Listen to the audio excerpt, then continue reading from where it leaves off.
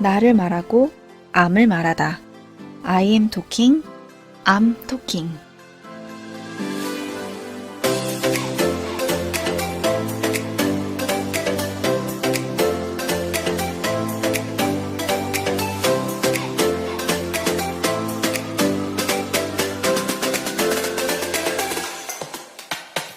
몇 해 전 인터넷 스타로 불리는 호주의 모델 에세나 오닐이 소셜미디어는 진짜 삶이 아니다 라는 말을 남긴 채 SNS 계정을 삭제하였습니다.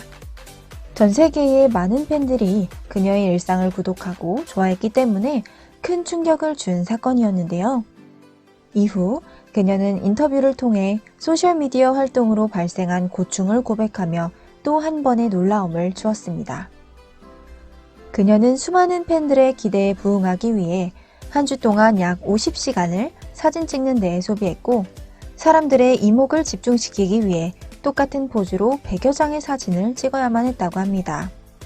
또 자신의 외모와 인생이 얼마나 근사한지를 증명해내야 하는 강박증에 시달리기도 했다는데요. 이렇듯 사람은 누군가에게 인정받고 사랑받는 데에서 행복을 찾으려 합니다. 하지만 에세나 오닐의 고백처럼 가짜로 만들어진 내 모습에서 찾는 행복이 과연 진정한 행복일까요? 세상의 기준에 나를 맞추기보다 나 자신을 인정하고 있는 그대로의 나를 받아들이는 것이 나를 더 사랑하고 행복하게 만드는 가장 쉬운 방법이 아닐까 생각됩니다.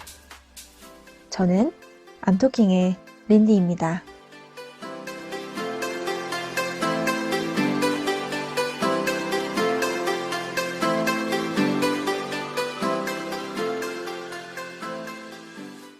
안녕하세요. 린디입니다. 암토킹 6번째 시간이네요. 벌써 여름도 절반이나 지나갔습니다. 무더운 날씨에 어떻게 지내고 계신가요? 지난주는 초복도 있었는데 보양식은 드셨는지 모르겠습니다. 요즘은 예전보다 계절이 참 빠르게 변하는 느낌인데요. 이 더운 여름도 잠시 금방 또 추운 겨울이 찾아올 것 같은 느낌이 듭니다. 오늘은 SNS 스타 에세나 오닐의 일화를 소개해드렸어요. 우리 청취자분들도 내 삶의 주인공은 바로 나 자신임을 잊지 마시고 나를 더 사랑하고 소중히 여기면서 나를 위한, 나로 인한 또 나만의 삶을 만들어 나가셨으면 좋겠습니다. 자, 그럼 오늘의 암토킹 본격적으로 시작해 보겠습니다.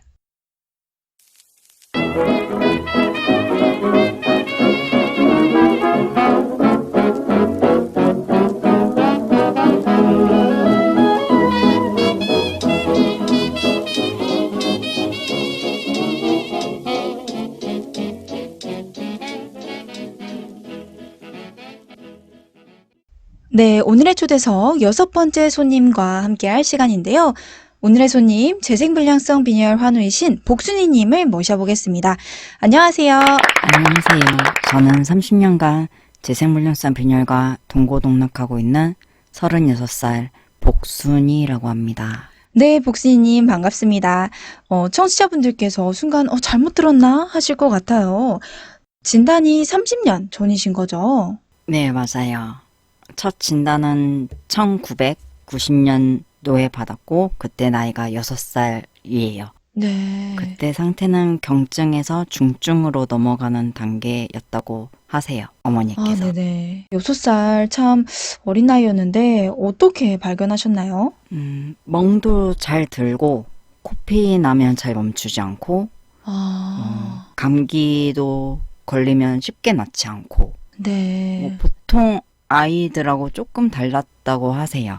그래서 약국에 가서 상의를 받았는데 동네 소아과 가라고 하셨고 동네 소아과에서는 피검사를 받아봤는데 서울 큰 병원에 가보자 해서 서울대학병원에서 골수 검사하고 첫 진단을 받았어요. 네. 어렸을 때긴 하지만 혹시 그 진단 받으셨을 때 어떠셨는지 기억나시나요? 제가 너무 어렸을 적이라서 네. 기억나거나 직접적으로 느낀 점은 없어요. 하지만 골수 검사했었을 때 당시 장면들은 정확히 선명하게 기억하고 있어요. 부모님께서 많이 우셨던 그런 장면들이고요. 그리고 어머니께서 하시는 말씀으로는 청천벽력 같다고 하셨고, 뭐 세상에 이런 병이 다 있나, 뭐 그런 말씀을 하셨어요. 네. 얼마나 놀라셨겠어요. 사실 재생불량성 빈혈이 그렇게 좀 이렇게 막 알려진 병도 아니잖아요. 네, 그럼 6살에 진단 받으시고 치료는 어떻게 진행되셨나요? 서울대 병원에서 첫 진단 받고 한 1년 반 정도 다녔다고 해요. 그때 뭐 복용하던 약이 있는데 너무 오래돼서 어머니께서 그 약은 기억을 못 하시더라고요. 아, 네네. 그러다 병원에서 알게 된 어머니 지인을 통해서 여의도 성모병원을 소개받았고 1992년, 그러니까 제 나이 8살에 여의도 성모병원에서 처음 면역치료를 받았어요. 그 후 20살에 한 번 더 면역치료를 받았습니다. 네, 그러셨군요. 여기서 면역 치료를 잠깐 말씀드리면요. 재생불량성 빈혈은 이제 몸에서 성숙한 혈구가 생성되지 않는 질병인데요. 그래서 이제 몸에서 성숙한 혈구를 만들어내는 거를 방해하는 것들을 없애주는 것이 면역 치료라고 생각하시면 됩니다. 그러면 혹시 그 수혈 치료도 같이 받으셨나요? 8살 면역치료를 받고 나서 제가 중3 때 산부인과 수술을 받은 적이 있는데 네. 그때 빼고는 수혈을 받은 기억은 없어요. 아, 그리고 20살에 면역치료를 받고 나서도 수혈을 여러 번 받았지만 정기적으로 받진 않았어요. 하지만 정기적으로 수혈을 받은 적이 2010년부터 15년 2월까지는 정기적으로 꾸준히 받았었죠. 네. 수혈도 그래도 꽤 오랜 시간 받으셨네요. 근데 이게 수혈이 또 많이 받으면 철분이 이제 몸에 좀 쌓이잖아요. 네, 맞아요. 수혈 때문에 철분 수치가 13,000까지 올라갔어요. 아, 정상 수치가 제가 알기로는 100으로 알고 있는데 네네. 인터넷으로 찾아보니까 한 150, 160이라고 하더라고요. 그래서 2014년 11월부터 현재까지 그 몸속 철분을 제거하는 엑스자이드라는 약을 계속 복용 중이에요. 네. 현재는 한 3,000 이하로 알고 있어요. 아, 그 이후로부터는 수혈을 안 받고 있어요. 네. 가끔씩, 그러니까 1년에 한두 번 정도 정형외과에서 근육염증 치료 때문에 네네. 근육주사를 맞을 때가 있어요. 네. 그래서 그때랑 치과 치료했을 때, 음. 그때는 혈소판 수혈을 한 번씩 받곤 해요. 네, 그러시군요. 그러면 면역 치료 받으시고 수치나 몸 상태는 좀 어떠셨어요? 8살 때 면역치료를 받고 나서는 네. 수치 변화가 바로 보였다고 하세요. 아, 어머니께서. 그래, 치료가 좀 잘 받으셨나 보네요. 네, 초등학교 땐 별탈 없이 지냈던 것 같아요. 뭐 중고등학생 때 1년에 한 번씩 뭐 감기나 장염으로 뭐 고열 때문에 일주일 정도 입원했었고 네. 뭐 중3 때는 난소에 혹이 있어서 산부인과 수술을 받기도 했었고 고1 때는 갑자기 학교에서 쓰러져서 가족들을 놀래킨 적이 있어요. 갑자기 왜? 그때 내 MRI를 찍어봤었는데 내 하수체에서 조그만 혹이 있다는 정도였고 크게 지장이 있을 정도는 아니라고 들었어요. 그래도 갑자기 쓰러지셔가지고 다들 정말 놀라셨겠어요. 그래도 뭐 MRI도 그렇고 크게 지장이 없다니까 다행이네요. 네, 다행이죠. 네. 중고등학교 때 종종 부모님을 놀래킨 것 빼고는 뭐 3개월에 한 번씩 새벽에 아버지랑 가서 병원 가서 피 뽑고 아침에는 어머니가 외래 가서 수치 확인하시고 그렇게 외래를 중고등학교 때까지 다녔던 것 같아요. 부모님께서 정말 참 큰 역할 해주셨네요. 뭐 부모님, 가족 이야기하면 한도 끝도 없죠. 네. 대하 드라마 쓸 정도? 네. 근데 그렇게 학교 생활하고 2004년에 고3 졸업할 당시까지 혈소판이 10만이었어요. 그래서 다들 뭐 부모님, 교수님들 뭐 다들 조금만 버티면 완치할 수 있겠다라는 희망이 있었죠. 네네. 수치가 괜찮아가지고 이제 졸업할 당시셨으니까 대학생활 정말 즐겁게 시작하셨을 것 같아요. 네, 맞아요. 대학생활을 즐기면서 이마트 주차장에서 아르바이트도 해보고 학교 생활도 하면서 술도 마시고 친구들하고 여행도 다니고 평범한 대학생활을 했었는데 그게 무리가 됐는지 20살 8월에 외래를 갔었는데 혈소판 10만이었던 게 6천으로 떨어져 있었어요. 그래서 두 번째 마녀 치료를 받게 되었습니다. 네, 10만이었던 혈소판이 6천까지 떨어지셨다니까 몸도 몸이지만 마음도 참 힘드셨을 것 같아요. 그럼 그때 다시 받은 면역 치료는 어떠셨나요? 치료 첫날부터 부작용이 났었어요. 아, 특히 근육통이 심했고요. 네. 그 부작용 때문에 되게 며칠을 고생했던 걸로 기억하고 그래서 입원 기간이 더 늘어났었어요. 네. 한 3주에서 한 달 정도 면역 치료를 하고 한 사이폴이라는 약을 먹었었는데 네네. 복용 기간은 정확히 기억이 나질 않아요. 네. 참고로 사이폴은 면역 억제제고요. 그럼 두 번째 그때 면역 치료하시고 수치는 조금 괜찮아지셨나요? 어렸을 적에처럼 바로 수치 변화는 나타나지는 않았다고 해요. 아, 1년 가까이는 한 1만에서 2만, 그리고 2년 후부터는 한 2만에서 4만 오르락 내리락 거리면서 조금씩 천천히 올라갔었어요. 그러면 이제 치료 후에는 다시 좀 일상으로 복귀하셨을까요?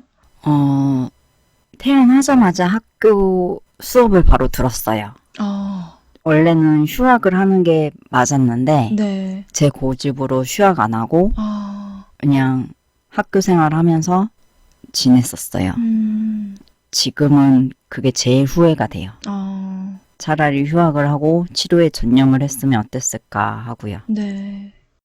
그때도 퇴원하고 일주일 만에 무릎에 물이 차가지고 아이고, 항생제 치료 받으면서 학교 다니고 네. 그랬던 적이 있었어요. 혈소판 수치가 5만이 넘어야지 물을 뺄 수 있었는데 그게 안 돼서 물을 못 뺐었죠. 네.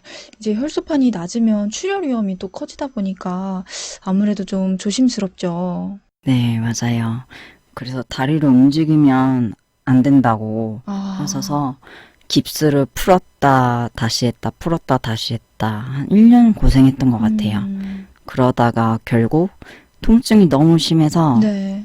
MRI를 한번 찍어보자 하셔가지고 네네. 찍어봤는데 양쪽 무릎 괴사 그리고 양쪽 고관절 괴사 판정을 받았어요. 아, 그래도 뭐 약으로도 뭐 통증 완화를 해보자 하셨는데 너무 심해서 2006년 2월에 임시적으로 구멍을 뚫어서 혈액순환을 시켜주는 천공수술을 받았어요. 정말 고생 많으셨겠어요.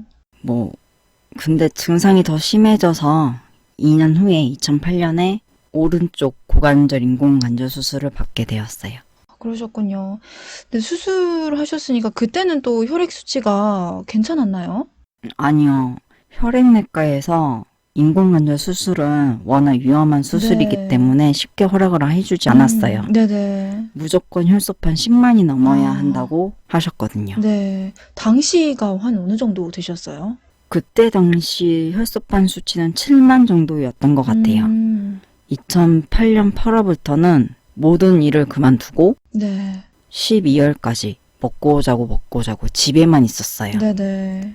그러고는 11월 달에 혈소판 10만을 처음 찍었고 한 달 유지하는 거를 지켜보자 하시더라고요. 그래서 유지하는 거를 12월 달에 보시고 네. 수술 허락을 그때 받았어요. 아, 그리고는 수술하고 나선 혈소판 수치가 7만 유지됐었어요. 그래도 진짜 어찌어찌 10만이 돼가지고 수술은 할 수 있어서 참 다행이었네요. 네. 근데 인공관절 수술을 받고 1년 후에 다리 운동을 하면 더 좋을 것 같다라는 생각에 수영이 고관절에 좋다라고 네, 해서 맞아요. 수영을 시작하게 됐어요. 네. 근데 그게 무리였는지 다시 혈소판 수치가 16,000, 5,000 이렇게 수직하더라고요. 혈색소는 4,008까지 떨어졌었어요. 4.8이요. 네. 그 당시 생리량이 많아서 마이보라 피임약을 복용했는데 복용하면서도 하혈을 하더라고요. 초음파 검사를 했더니 자궁에 문제가 있는 것 같다고 하셔서 네. 일단 마이보라는 중지하고 생리를 다시 한번 해봤어요. 네. 하지만 생리를 해도 자궁 벽이 계속 불안하다고 안정을 찾아야 할 것 같다고 네네. 하셔서 결국 산부인과로 입원을 하고 자궁의 약물 치료를 받게 됐었어요. 네. 그리고는 2012년 12월에 다시 한번 고열과 보통으로 입원을 했었는데 초음파 검사 결과로는 자궁은 괜찮지만 난소에 물혹이 있었다 해요. 근데 그 자리가 예전에 중3 때 수술 받았던 그 자리였고 의사 선생님 판단으로 산부인과에서 수술이 필요하다고 했는데 혈액내과에서는 허락을 안 해주셨어요.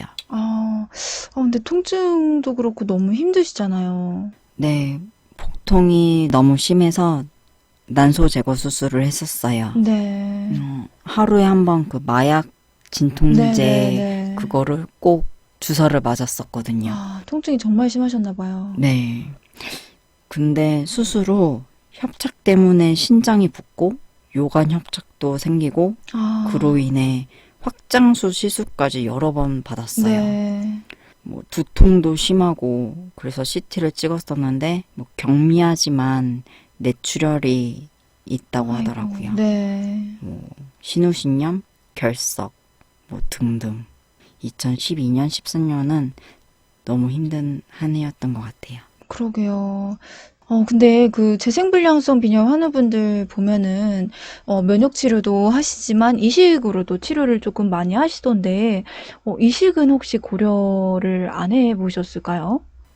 아니요. 그 8살 면역 치료 때부터 네. 어머니께서는 이식을 고려하셔서 네. 20살엔 면역 치료를 하면서 동생과 유전자 검사를 했었지만 네. 불행히 맞지 않았다 해요.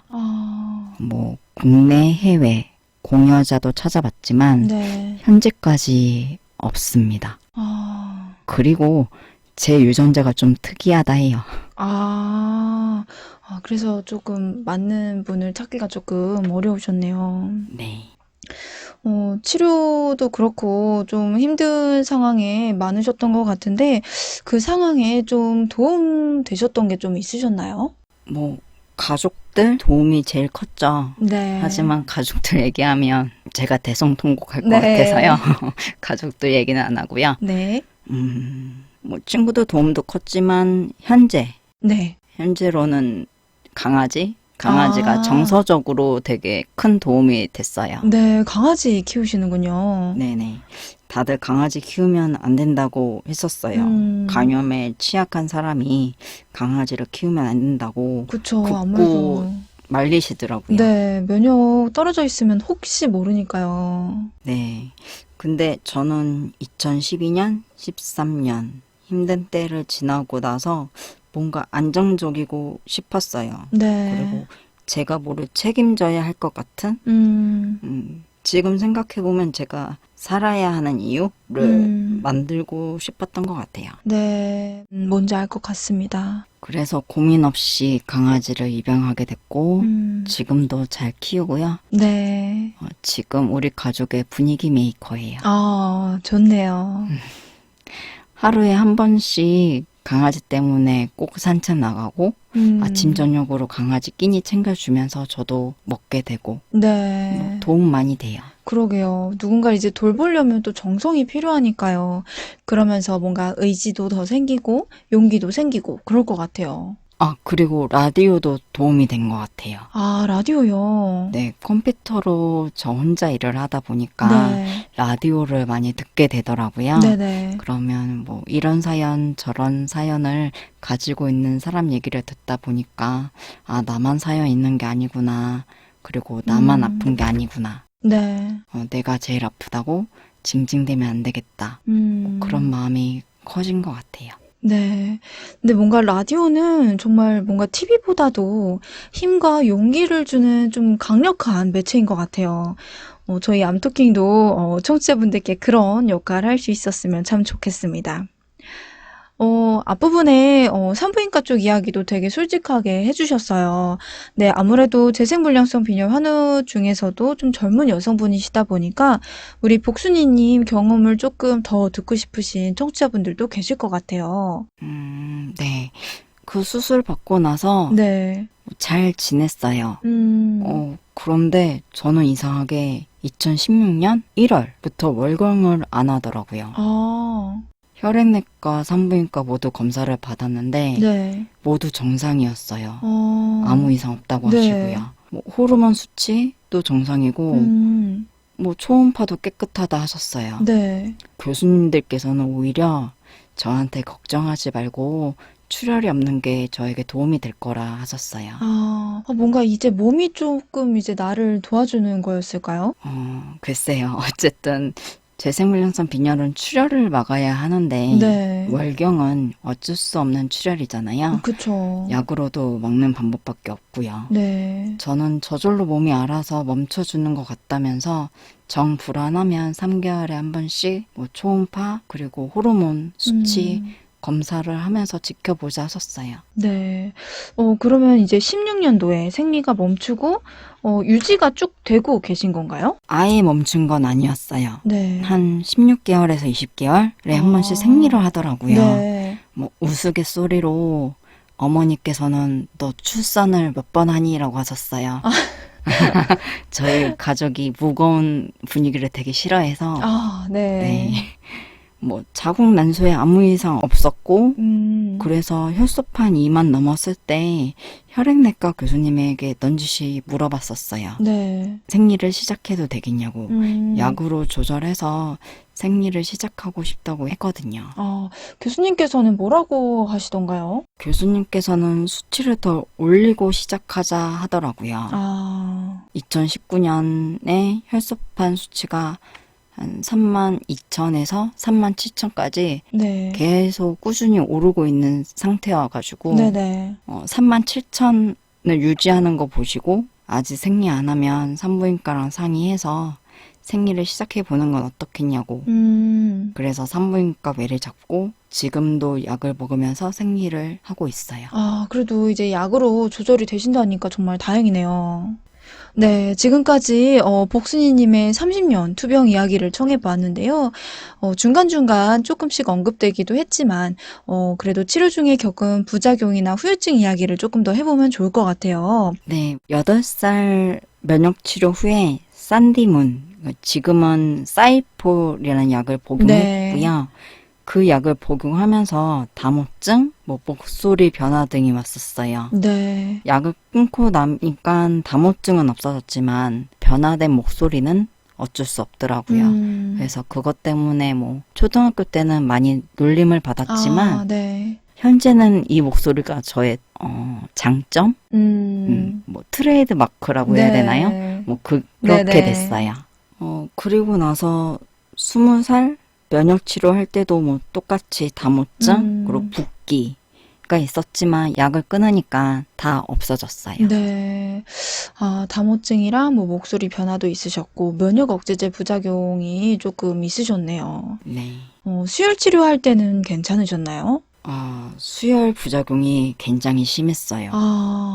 적혈구 수혈은 보통 두드러기가 얼굴에 몇 개 정도? 네.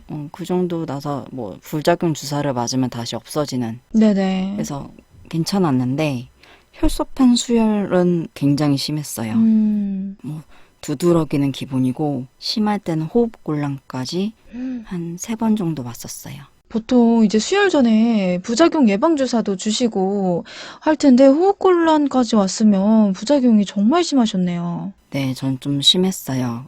그리고 필터까지 네. 장착해서 맞았는데도 심했고 원래는 혈소판은 30분 이내에 맞아야지 효과가 네네. 제일 높다 했는데 저는 한 2-3시간? 천천히. 네, 정말 천천히 맞았는데도 그래도 부작용이 났을 때도 있었어요. 그래서 한 번은 외래에서 전신 두드러기랑 호흡곤란이 동시에 와서 결국엔 교수님께서 혈소판 수혈은 정말 응급할 땐 빼고는 외래에선 맞지 말자 하셔가지고 그 이후로 혈소판 수혈은 안 해요. 사실 입원 중도 아니고 외래에서 수혈받다가 그래서 사실 의료진 분들도 놀라셨을 것 같아요. 네, 맞아요. 네.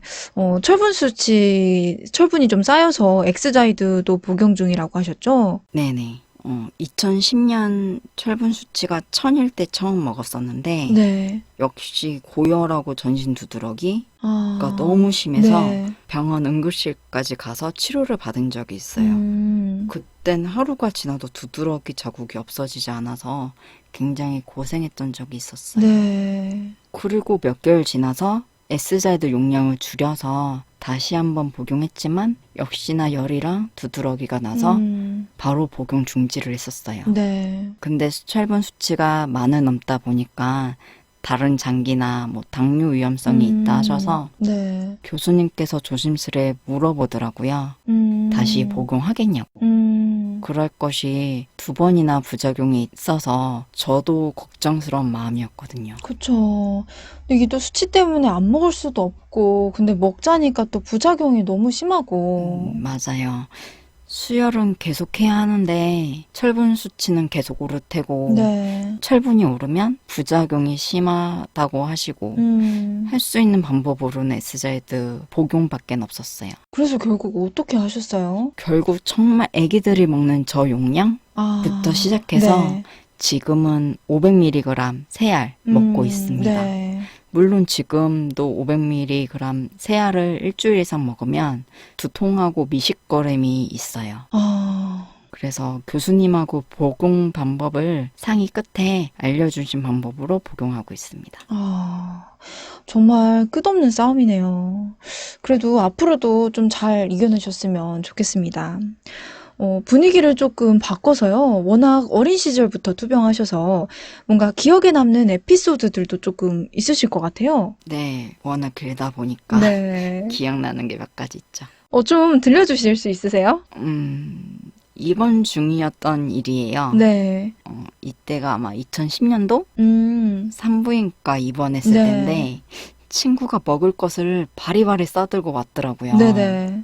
뭐 음료수, 김밥, 닭강정 등등 제가 무슨 소풍 왔냐고 할 정도였거든요. 근데 음료수에 김밥에 닭강정이면 정말 소풍인데요, 그냥? 네, 맞아요.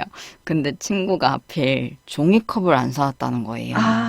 그럼 어찌 먹냐, 오렌지 주스를 뭐 입대고 마실 수도 그쵸. 없고. 그래서 난감했던 차에 친구가 간호사실에 가더라고요. 그러고 뭐를 들고 오더라고요. 그 간호사분들 쓰실 뭐 종이컵을 조금 빌리러 가셨을까요? 저도 그런 줄 알았는데 네. 친구가 웃으면서 양손에 종이컵을 들고 왔는데 네. 그 종이컵이 소변컵이었어요.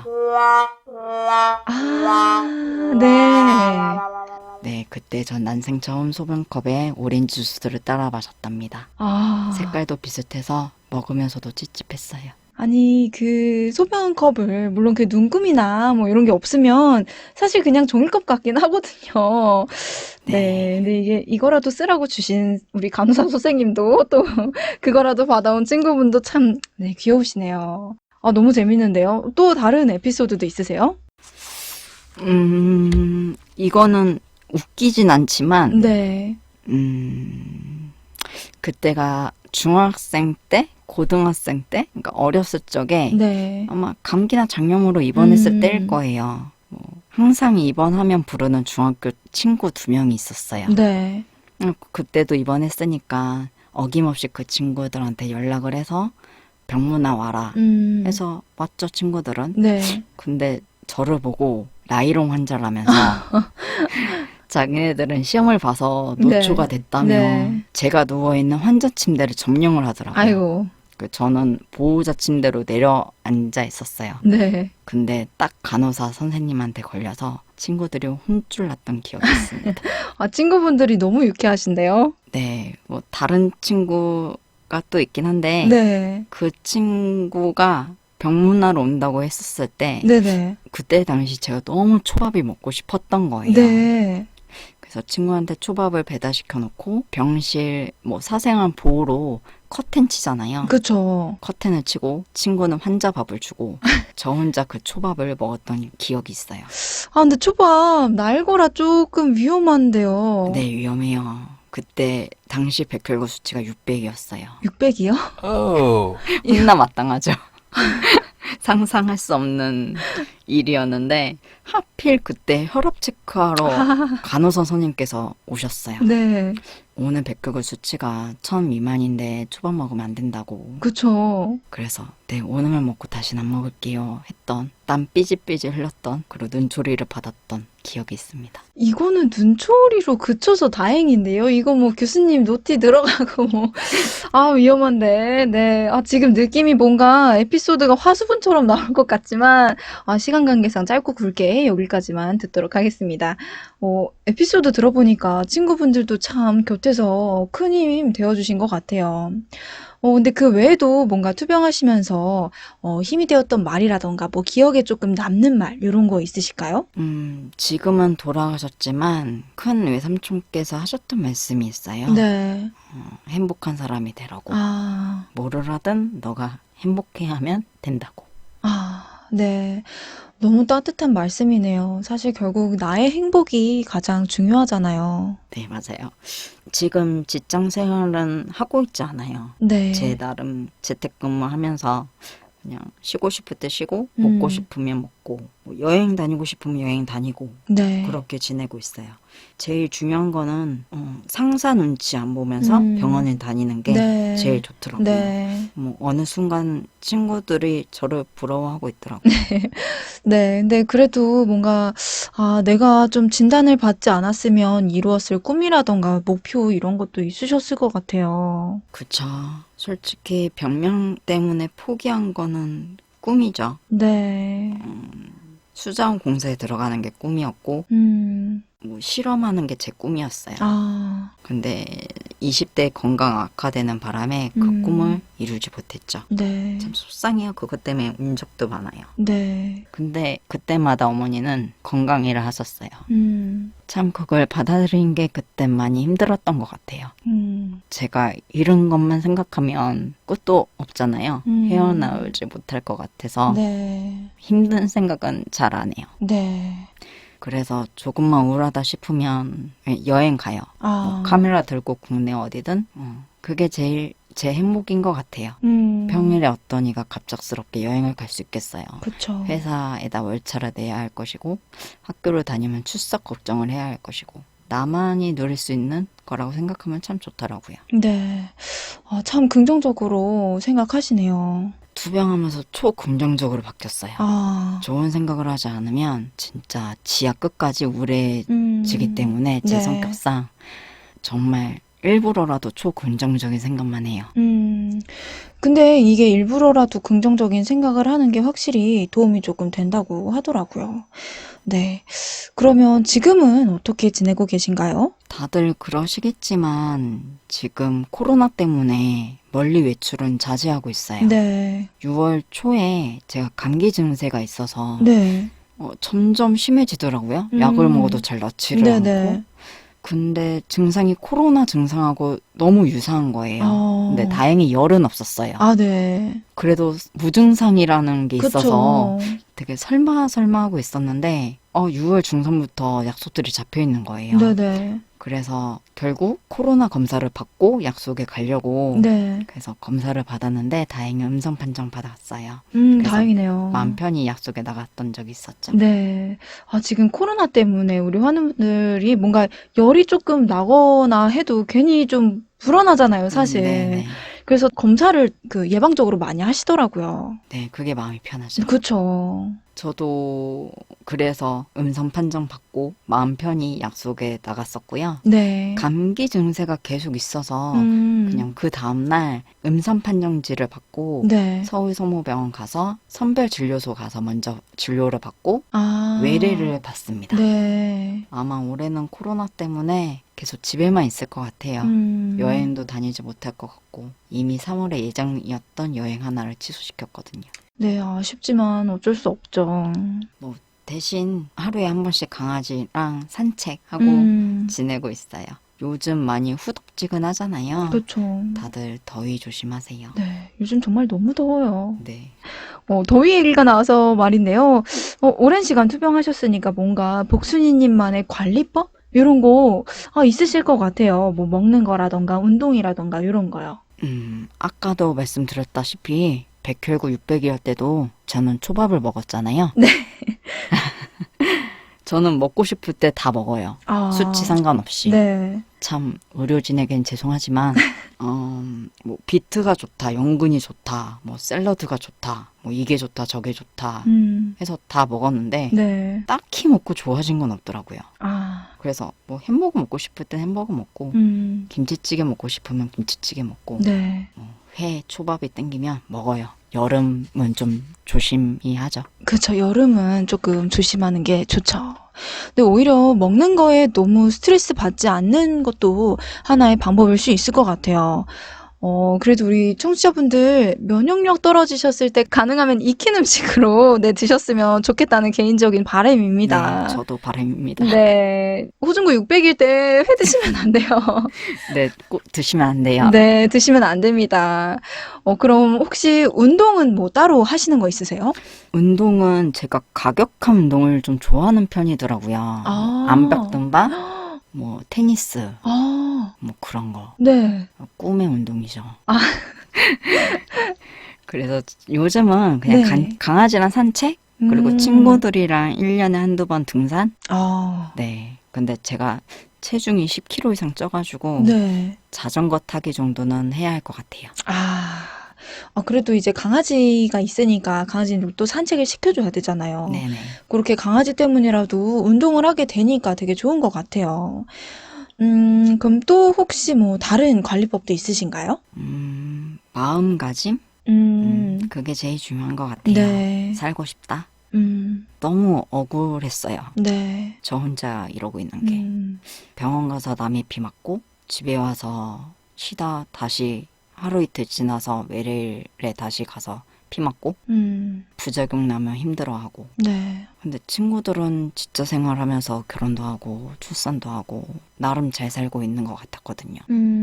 저 혼자 다른 세상 사람같이 느껴졌었어요. 네. 그래서 사람답게 살고 싶었어요. 그래서 의사 선생님이 엑스자이드 복용하자 했었을 때 정말 겁이 많았거든요. 네. 하지만 그 마음이 더 커서 그냥 먹는다 했어요. 네. 아마 제가 12년, 13년도에 저였으면 그때 당시 선생님이 복용하자 했었으면 안 먹었을 거예요. 뭐 고치고 나면 뭐 또 다른데 터지고 또 고치면 또 부작용 나고 끝도 없었거든요. 네. 근데 그때 당시는 15년? 그때 당시는 지푸라기라도 잡고 싶은 심정으로 약을 복용했던 것 같아요. 네. 아무래도 살고자 하는 의지가 있으셨으니까요. 네. 그런 의지랑 약이 몸에 맞았던 것 같아요. 이번엔 큰 부작용 없이 지금도 잘 먹고 있어요. 다행이네요. 네, 다행이죠. 투병 생활이 참 힘들어요. 특히 만성 질환자면 정서적으로 많이 지치잖아요. 네. 특히 보호자도 많이 지치고요. 그쵸. 하지만 그럴수록 더더욱 으쌰으쌰 해야 할 것 같아요. 네. 그리고 잘 먹고 잘 자고 잘 쉬고 이 음. 세 가지가 정말 중요한데 말이 쉽지 진짜 힘들잖아요. 그쵸. 많은 걸 포기해야 하는데 전 건강을 위해서 노력하고 있어요. 먹고 싶은 거 먹고 7시간에서 8시간 꼭 자려고 하고 스트레스 받으면 제대로 풀고 최대한 안 받으려고 노력하고. 네. 사실 말씀하신 것처럼 잘 먹고, 잘 자고, 잘 쉬고, 이게 참 쉬운 것 같지만 참 어려운 삼박자죠. 근데 혹시 이제 으쌰으쌰 하시면서 세워둔 앞으로의 계획이라던가 목표 이런 거 있으신가요? 제가 올해 쓴 버킷리스트가 있는데 네. 그 중 하나가 응급실 안 가기가 있어요. 아, 그리고 캠핑카 만들어서 국내 일주. 캠핑카 너무 멋있는데요? 요즘에 캠핑카로 많이 다니는 게 좀 매체에 나오더라고요. 네네. 너무 좋아 보이던데, 코로나 좀 괜찮아지시면 국내 일주 진짜 한번 도전해보시면 좋을 것 같아요. 나중에 후기 꼭 들려주세요. 네, 꼭 후기 들려드릴게요. 아우, 감사합니다. 이제 너무 아쉽지만 슬슬 마무리할 시간이 찾아왔습니다. 저희 인사드리기 전에 마지막 질문 하나 부탁드릴게요. 저희 암토킹 공식 질문인데요. 나에게 암이란? 어떻게 들리실지 모르겠지만 저에겐 친구? 아, 완치되지 않는 이상 저랑 평생 같이 해야 하잖아요. 그쵸. 친구라고 생각해야 마음이 편안하지 않겠어요? 네. 어찌 보면 지금까지 좀 싸우기도 하고 화해도 하시면서 거의 30년 넘게 함께한 친구 사이신데요. 앞으로도 부디 좋은 사이 유지하셨으면 좋겠습니다. 마지막으로 저희 암토킹 함께 해주신 출연 소감과 함께 우리 환우분들, 청취자분들께 전하고 싶은 메시지 있으신가요? 제 이야기가 조금이나마 위로, 희망이 되었으면 좋겠습니다. 네. 분명 많은 청취자분들께서 우리 복순이님 이야기 들으시고 더욱 힘내서 투병하시지 않을까 생각됩니다. 오늘 이렇게 시간 내주셔서 정말 감사합니다. 조심히 들어가시고요. 항상 건강하고 또 행복하시길 함께 응원하겠습니다. 감사합니다. 감사합니다.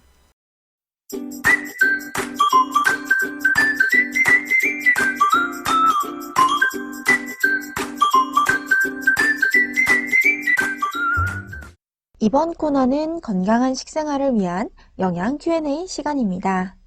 희망정보교육센터 자문영양사 선생님들께서 답변 도와주고 계시니까요. 식사 방법과 관련하여 평소 궁금하셨거나 해소하고 싶은 부분이 있으신 분들께서는 아래 댓글 또는 010-8355-3381로 질문 남겨주세요. 첫 번째 질문 먼저 보겠습니다. 토마토는 어떻게 섭취하는 게 좋을까요? 라고 질문해 주셨어요. 네, 토마토는 생으로 드셔도 좋지만 기름에 볶거나 또 끓이거나 아니면 주스로 만들어 드셔도 좋다고 합니다. 토마토를 끓일 때는 좀 은근한 불에 오랫동안 속까지 익혀서 드시는 것이 좋고요. 또 주스로 드실 예정이시라면 식감을 위해 껍질을 벗겨서 갈아 드셔도 괜찮다고 합니다. 토마토 껍질에는 영양소가 많지 않기 때문에 껍질은 제거해도 무방하다고 하시네요. 두 번째 질문입니다.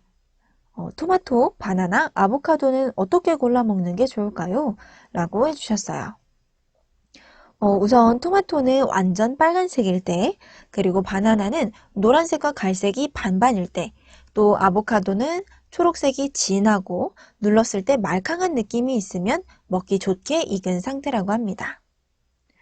이제 마지막 질문입니다. 계란을 반숙으로 먹는다면 계란 노른자가 완전하게 익지 않았는데 세균 걱정 안 해도 되나요? 라고 질문해 주셨습니다. 이 부분은 우선 흰자에 말캉한 느낌이 있고 노른자가 반 이상 익었다면 괜찮다고 합니다. 하지만 백혈구 수치가 낮거나 감염에 취약한 상황에 있으시다면 혹시 모를 위험을 예방하기 위해 꼭 완숙으로 드셔야 한다고 말씀 주셨습니다. 네, 오늘의 영양 Q&A는 여기까지입니다. 투병 생활 중 식사 방법과 영양 관리가 매우 중요한 부분을 차지하고 있는 만큼 오늘 준비한 내용이 우리 청취자분들의 올바른 식생활에 도움되어 드렸기를 바랍니다. 다음 화에도 영양 Q&A는 계속되니까요. 식사와 영양 관련해서 질문 있으신 분들께서는 아래 댓글 또는 010-8355-3381로 문자 보내주시면 다음 화에서 답변 드리도록 하겠습니다.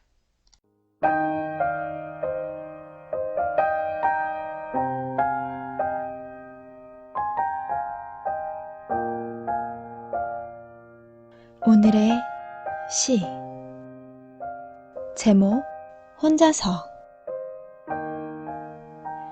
두셋이서 피어있는 꽃보다 오직 혼자서 피어있는 꽃이 더 당당하고 아름다울 때 있다. 너 오늘 혼자 외롭게 꽃으로 서 있음을 너무 힘들어하지 말아라. 나태주 지음.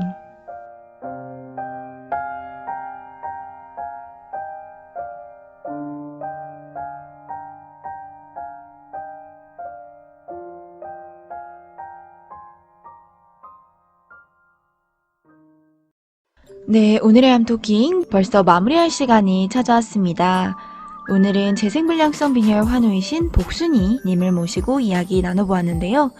복순이 님의 30년 투병 이야기를 함께 들으며 우리 청취자분들께서도 항상 희망 잃지 마시고 힘내셨으면 좋겠습니다. 저희 암토킹으로 보내주시는 사연은요, 1년 365일 언제나 신청 가능합니다. 아래 사연 신청 링크 접속하셔서 사연 적어주셔도 되고요. 010-8355-3381로 문자나 카카오톡 플러스 친구에서 희망정보교육센터를 검색하셔서 채팅으로 전송해 주셔도 되고요. 혹은 페이스북 메시지나 인스타그램으로도 보내주실 수 있으니까요. 함께 나누고 싶은 이야기, 오늘 있었던 이야기 등 보내주시면 암토킹에서 소개도 해드리고 소정의 상품도 전달 드리도록 하겠습니다. 암토킹은요, 다음 아이도 유익하고 다양한 이야기로 찾아뵙기를 약속드리면서 오늘은 여기에서 인사드리겠습니다. 오늘도 아름다운 당신을 응원합니다. 당신의 편이 되어줄게요. 린디였습니다.